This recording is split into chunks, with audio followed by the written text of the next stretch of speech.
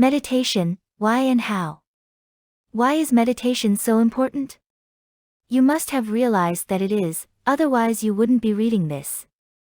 I'd like to emphasize that meditation is not just something extra to be done in our spare time, but is essential for our well-being. One of our human absurdities is the fact that we're constantly thinking about either the future or the past. Those who are young think of the future because they've got more of it. Those who are older think more about the past because, for them, there is more of it.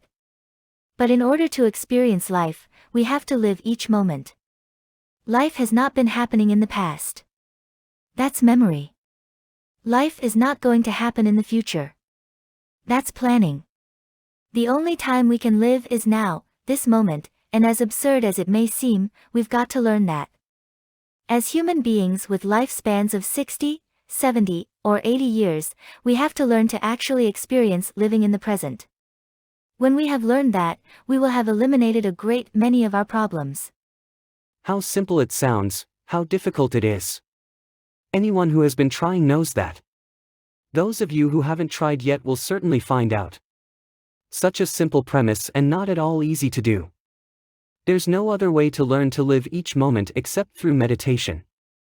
Meditation has other aspects and facets that also help us to do that. We are all quite able and efficient in looking after our bodies. We wash them at least once a day, probably even more often. We go out with clean clothes. We rest our bodies at night. Everyone has a bed. We wouldn't be able to stand up to the strain of living if we didn't also rest. We have a house where we shelter the body from rain, wind, sun, the heat, and the cold. We wouldn't be able to function well otherwise. We feed the body with healthy nourishment, not with anything that we would consider poison. We give it the food we consider good for us, and we exercise it. At least we walk. If we didn't, our legs would atrophy and we could no longer use them. Exactly the same has to be done for the mind. In fact, it's even more important because the mind is the master and the body is the servant. The best servant in perfect condition, young, strong, and vigorous, having a weak and dissolute master who doesn't know what to do, will not be able to work satisfactorily. The master has to direct the servant. Even when the servant isn't so strong and vigorous, if the master is efficient and wise, the household will still be in order. This mind and body is our household. If this inner household is not in order, no outer household can be in order. The one we live and work in is dependent on the order that we have created in our own inner household. The master, the one in charge, has to be in the best possible condition. Nothing in the whole universe is comparable to the mind or can take its place. Everything is mind-made. Yet we all take our minds for granted, which is another absurdity. No one takes the body for granted. When the body gets sick, we quickly run to the doctor. When the body gets hungry, we quickly feed it. When the body gets tired, we quickly rest it. But what about the mind? Only the meditator looks after the mind. Looking after the mind is essential if life is to grow in depth and vision.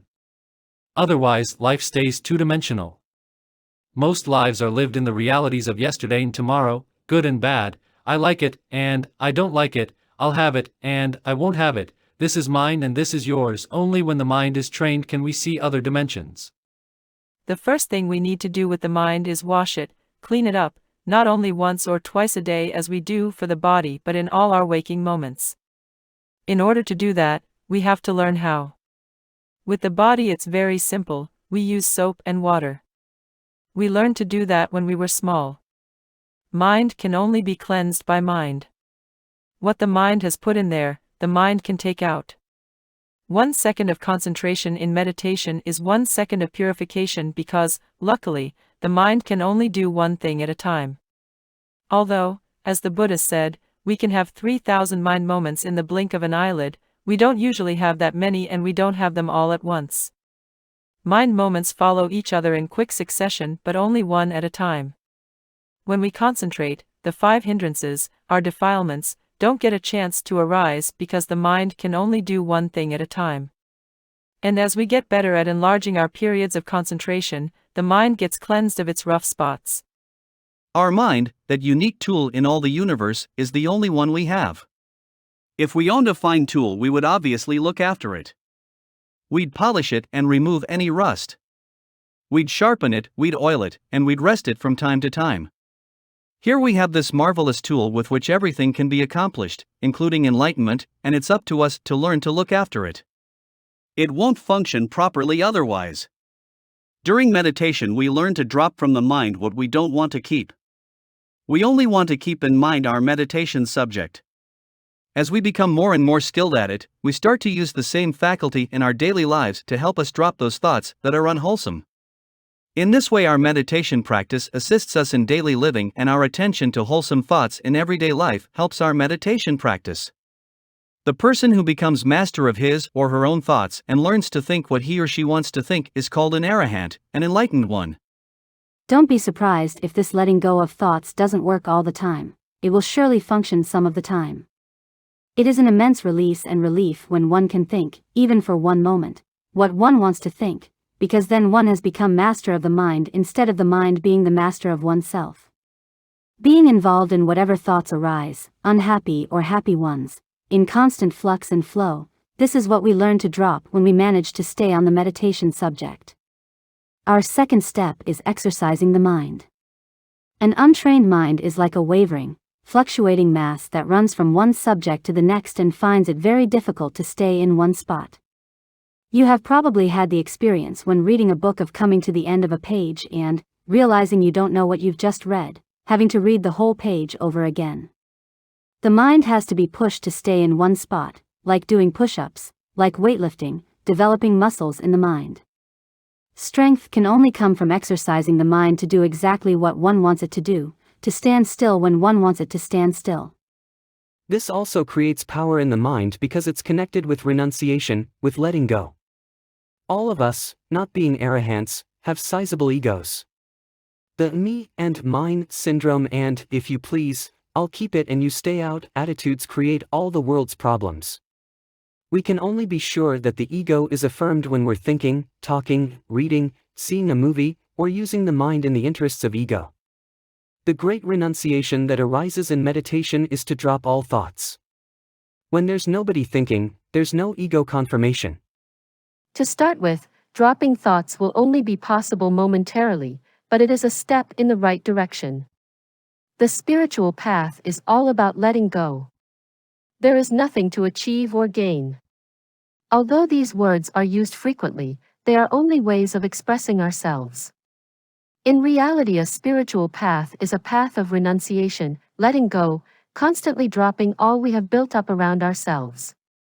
This includes possessions, conditioned habits, ideas, beliefs, thinking patterns. It is difficult to stop thinking in meditation because that would be like renunciation, and it is a moment when the ego doesn't have any support. When it happens for the first time, the mind immediately reacts with, "Oh, what was that?" And then, of course, one is thinking again. To be able to keep the mind in one spot creates mind muscles, gives the mind strength and power. The teaching of the Buddha is profound and extraordinary, and only a profound and extraordinary mind can actually understand the inner vision of what he meant. Therefore, we need to train the mind toward that goal. The body's strength makes it possible to accomplish what we set out to do with the body. The mind's strength makes it possible to do the same with the mind. A strong mind does not suffer from boredom, frustration, depression, or unhappiness. It has learned to drop what it doesn't want. Meditation practice has given it the necessary muscles. The mind, being the most valuable and intricate tool in the universe, also needs a rest. We have been thinking ever since we were very small and innumerable lifetimes before that. All day we think, all night we dream. There isn't a moment's rest. We may go on holiday, but what goes on holiday? The body goes on holiday. It might go to the beach, to the seaside or the mountains, or to a different country, but what about the mind? Instead of thinking about the work one has to do at home, one thinks about all the sights, sounds, and tastes at the new place. The mind isn't getting a holiday. It just thinks about something else. If we didn't give the body a rest at night, it wouldn't function very long. Our mind needs a rest too, but this can't be had through sleeping. The only time the mind can have a real rest is when it stops thinking and starts only experiencing. One of the similes used for the mind is a blank screen on which a continuous film is shown without intermission.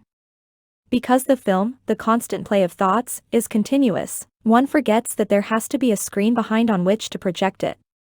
If we stop that film for a moment in meditation, we can experience the basic purity of our mind.